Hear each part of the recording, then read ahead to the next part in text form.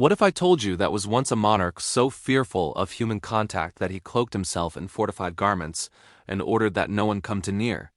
Not because he was afraid of germs or suffered from some unusual skin disease, but because he truly believed his body was made of glass and would splinter into 1,000 shards if someone so much as brushed against him. Meet Charles, the Sixth of France, a ruler who began his reign known as Charles the Beloved and concluded it with the nickname Charles the Mad. This wasn't just a typical medieval ruler having a series of difficult days.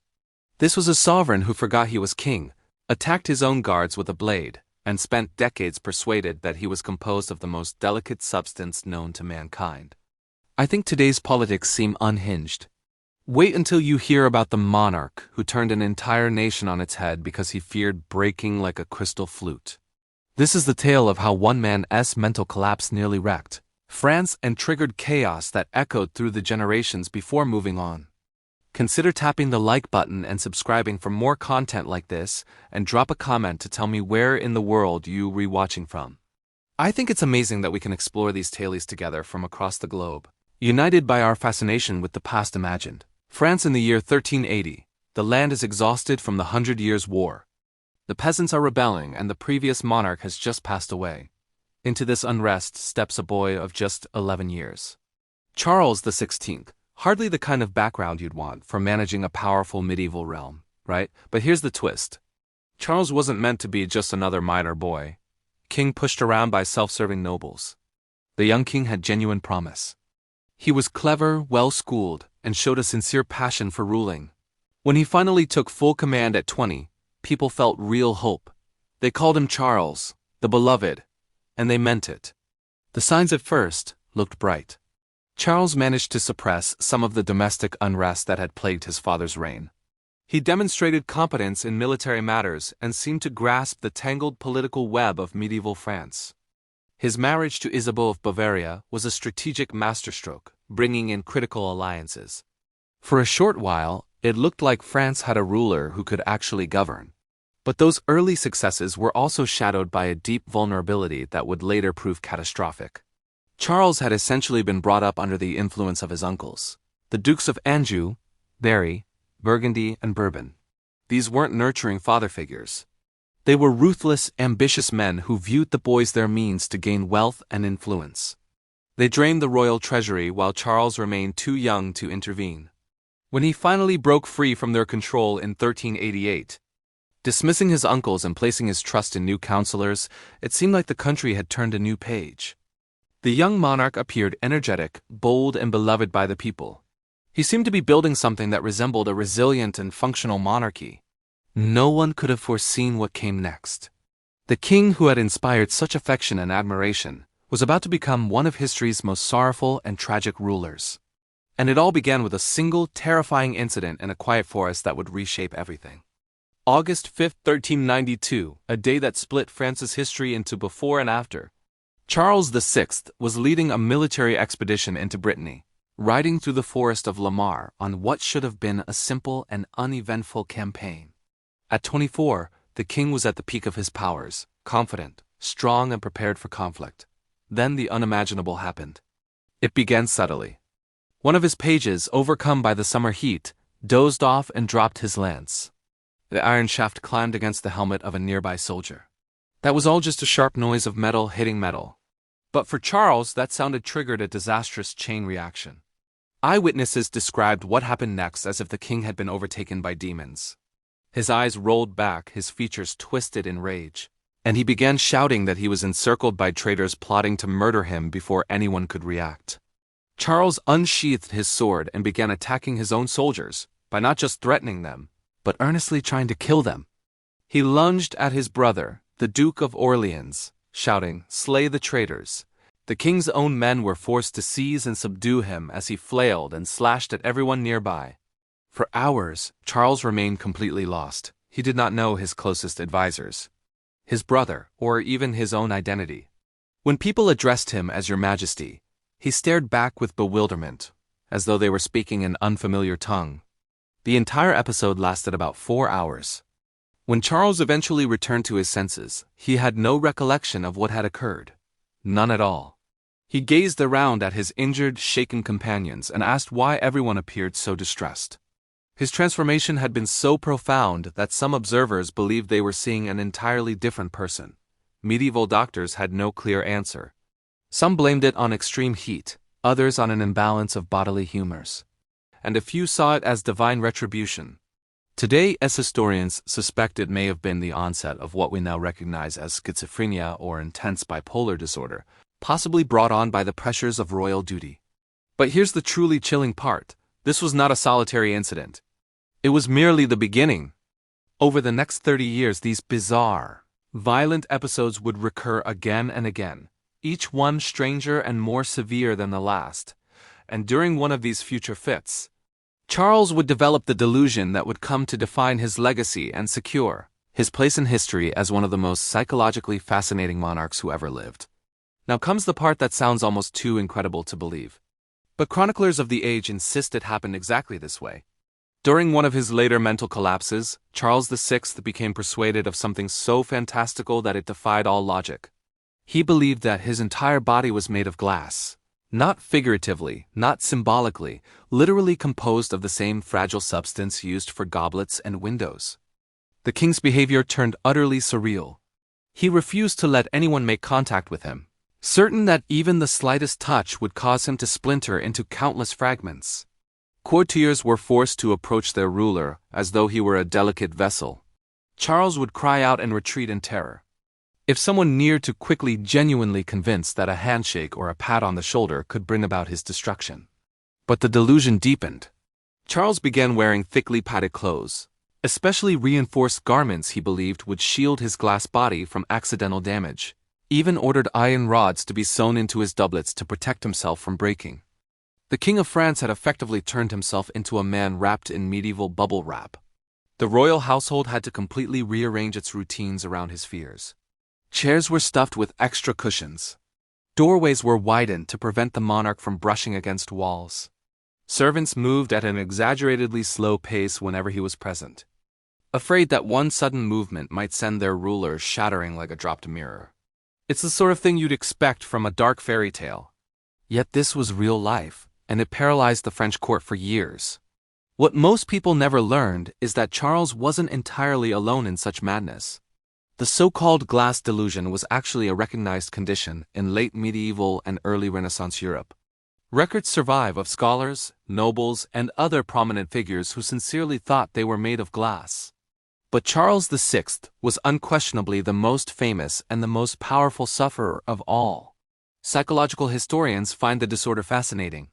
Many interpret it as a dramatic expression of anxiety and fragility, a fear that one's social standing or mental stability was so precarious that any disturbance could cause total collapse. For a monarch bearing the unbearable pressure of a kingdom torn by war and political betrayal, what made Charles's affliction especially tragic was the clarity he displayed between episodes during lucid periods. He knew perfectly well how absurd his glass fixation sounded. He would sometimes just about it even express shame. But when the delusion returned, it consumed him entirely. The most powerful man in France would crouch in corners, pleading for others to stay away lest he break. The irony was devastating. A ruler who should have been the strongest and most invulnerable person in his realm was convinced he was the weakest and most delicate creature imaginable. And while Charles hid from contact to protect his imagined fragility, his kingdom was literally disintegrating. When the king spent months imprisoned by hallucination, someone else had to govern the problem. Everyone wanted that role. And to Queen Isabeau of Bavaria, who evolved from a diplomatic marriage choice into one of France's most divisive historical figures. With her husband mentally adrift, Isabeau stepped into the widening vacuum of authority. But this wasn't the tale of a faithful queen selflessly holding the realm together. Isabeau was ambitious, shrewd, and dangerously opportunistic. What followed was not stability, but a brutal struggle for dominance between two colossal factions, the Armagnac and the Burgundians. These weren't polite political camps debating policy. They were effectively rival criminal syndicates fighting for control of France. While the legitimate monarch hid from his own body, terrified of shattering, the nation devoured itself. The Armagnac, led by Charles's brother Louis of Orleans, wanted to continue the war against England and preserve royal supremacy. The Burgundians, commanded by John the Fearless, preferred negotiation with England, while enriching themselves with royal power. Both sides swore loyalty to the king. Both lied shamelessly. The ensuing civil war made the 100 Years' War look almost civilized. The factions didn't merely clash on battlefields.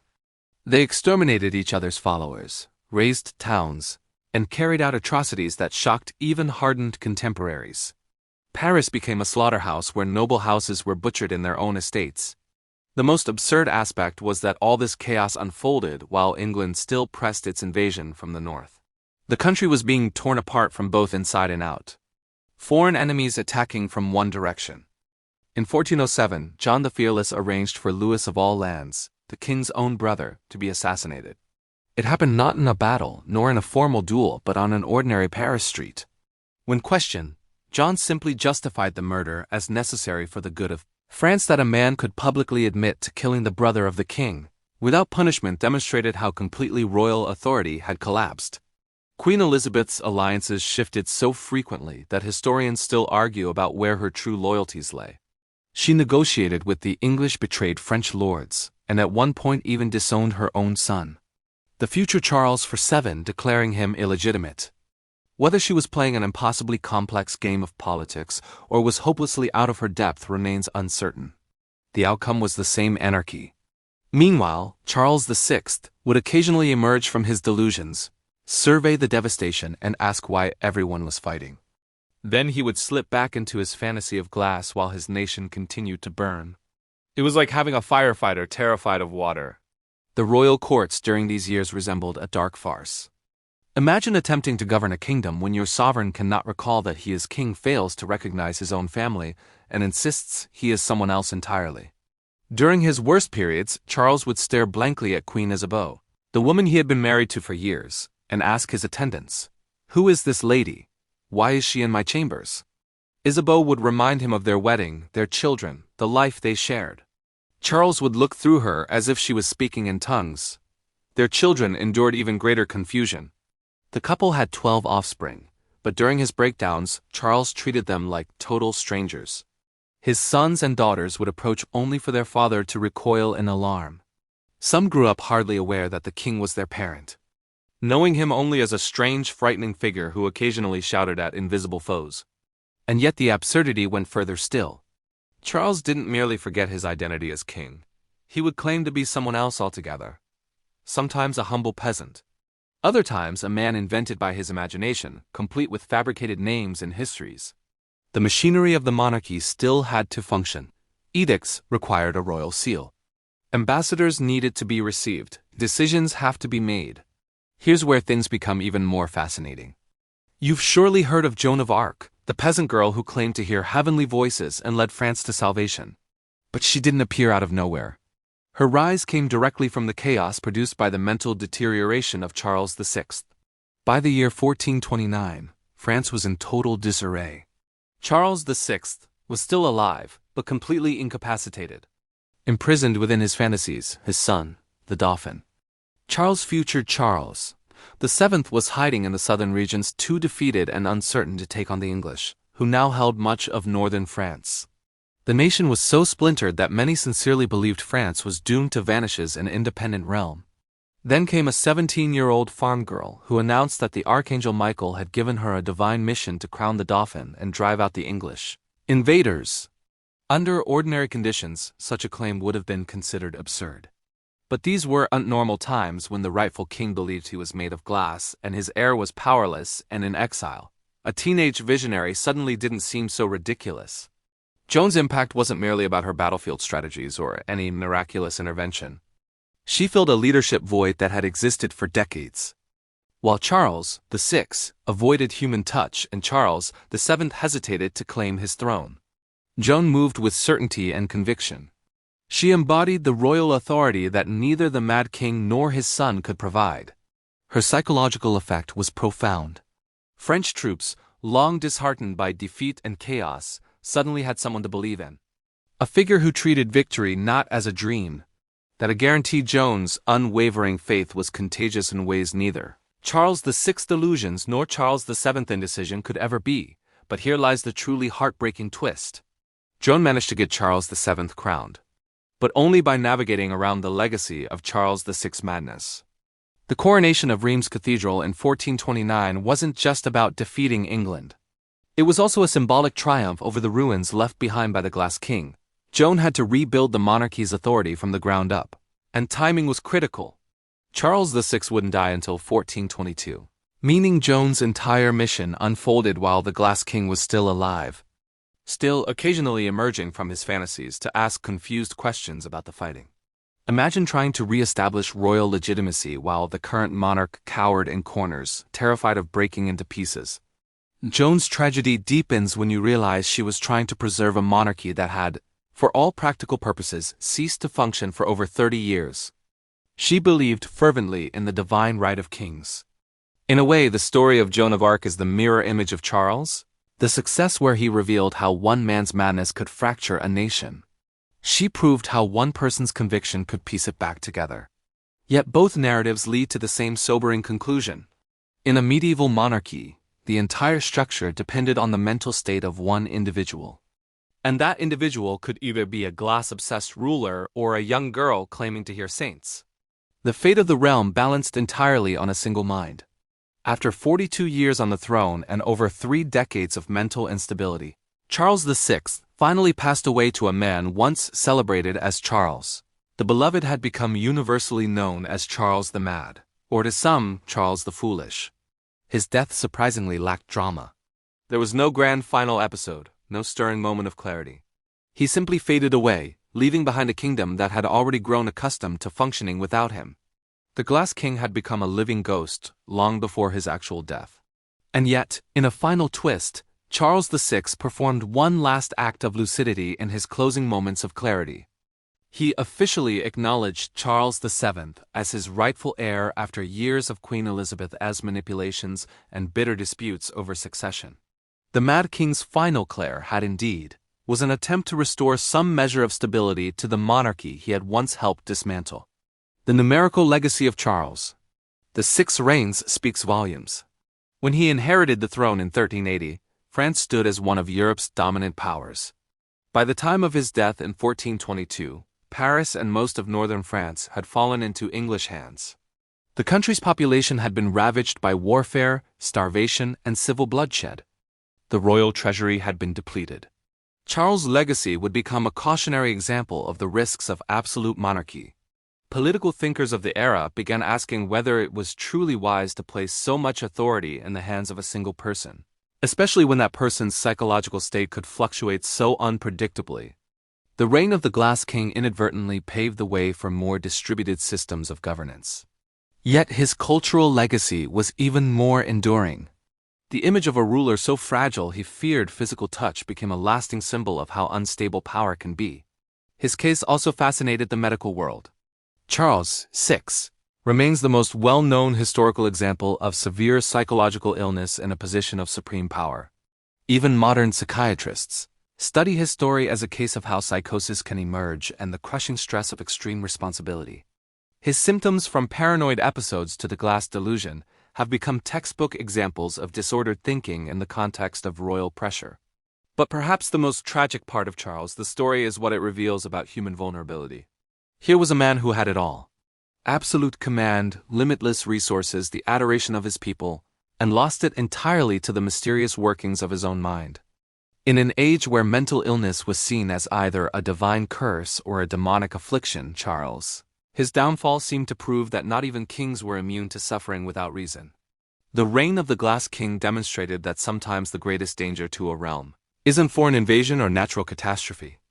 Sometimes it's the slow, unrelenting collapse of a single mind. Charles, the 6th story, stands as the ultimate reminder: power, no matter how absolute, is worthless when sanity slips away. All the troops, all the gold, all the divine blessing in the world could not protect him from the chaos inside his own skull. But what makes this story more than a tragedy is what emerged in the vacuum his delusions created. Charles' descent into madness laid the very foundation that allowed figures like Joan of Arc to step into the spotlight. His weakness carved out space for unexpected sources of strength. His hallucinations cleared the way for someone else's visions to take root. Charles, The six reigns showed the world that even the most seemingly invincible power can be destroyed from within. The real danger didn't come from enemy swords or external conspiracies. It came from one man's crumbling sense of self. The ripple effect of his fractured mind stretched far beyond his own body, beyond the palace walls, infecting the entire political and military structure of a nation. The sheer scale of what Charles's mind broke is difficult to overstate. For decades, France lived under a government that never knew when or if its leader would be functional. Entire systems had to be redesigned just to compensate for his unpredictability. Policies were delayed or sabotaged. Wars were fought without clear guidance. Alliances shifted like sand because no one could trust the stability of the monarchy. Everything had to adapt around his fractured psyche. And yet, for all the destruction he caused, Charles remained a sympathetic figure. Unlike other tyrants in history who pursued cruelty or power for its own sake, Charles was a man at the mercy of his own biology. He didn't choose his madness. He suffered from it. And through his suffering, we forced to confront an uncomfortable truth. Power does not protect anyone from pain. No amount of privilege, divine right, or inherited status can defend against the random brutality of mental collapse. Even in his final years, Charles would slip in and out of lucidity, never knowing when he might again vanish into hallucination. His moments of clarity were filled with remorse, attempts of repair, and fragile glimpses of the king he once had the potential to be. But those windows never stayed open long. The people around him, courtiers, ministers, even family, learned to live on edge, always preparing for the moment when their monarch would once again retreat into delusion. The image of Charles, the cowering from a servant's approach, convinced he would shatter like crystal, remains one of the most haunting symbols in royal history. It reminds us that absolute authority is terrifyingly fragile. His legacy lived on not only through history books, but through the evolving understanding of mental illness. As time passed, physicians and scholars began looking back at Charles's behavior not as evidence of divine punishment or demonic influence, but as a medical condition, one that could strike anyone, even a king. Culturally, the metaphor of the glass king took on a life of its own. Writers, painters, and philosophers used it for centuries to express the precariousness of authority. Charles became a symbol of how empires could crumble. Not due to rebellion, but because the mind at the center simply broke, even in modern times. His story echoes in debates about leadership, responsibility, and human limitation. We still ask ourselves, how much should we trust in systems that depend so completely on the wellness of one person? What happens when the person in power is no longer capable of leading? How do you govern a nation when the ruler forgets who he is? Charles's story didn't end with his death. It carried forward into how France restructured itself, how future monarchs were viewed, and how history recorded madness. In some ways, he became a martyr not to a cause or a nation, but to the unknowable machinery of the human mind. And the saddest part, he could have been great. He began with real intelligence, early successes, a love from the people that few monarchs receive. He had allies, resources, and potential. But all of it unraveled because of something invisible, something no one could control or foresee. That's what makes his tale both so heartbreaking and so endlessly compelling. Charles, the text reminds us that history doesn't always hinge on wars or assassinations. Sometimes it turns on quieter, more terrifying failures. In the end, Charles, the Sixth, didn't lose his throne through battle or betrayal. He lost it to an enemy that no sword could strike. He lost it to his own mind. And yet, from that void rose one of the greatest legends in French history. Joan of Arc, a girl who believed when no one else could. A child who walked into the space his madness had left behind and rebuilt what had fallen apart. His collapse opened the door for someone entirely unexpected to carry the crown's weight. And while he shielded himself from every threat, real or imagined, Joan stepped into danger without hesitation. She marched where he could not walk. She spoke when he could barely remember how. If Charles's reign was a testament to fragility, Joan's was a hint to resilience. Together, they represent two sides of the same coin: the fallibility of kingship and the power of belief. And in their stories, we find both the danger of placing too much power in one set of hands and the miracle of what can emerge when that power falls into none.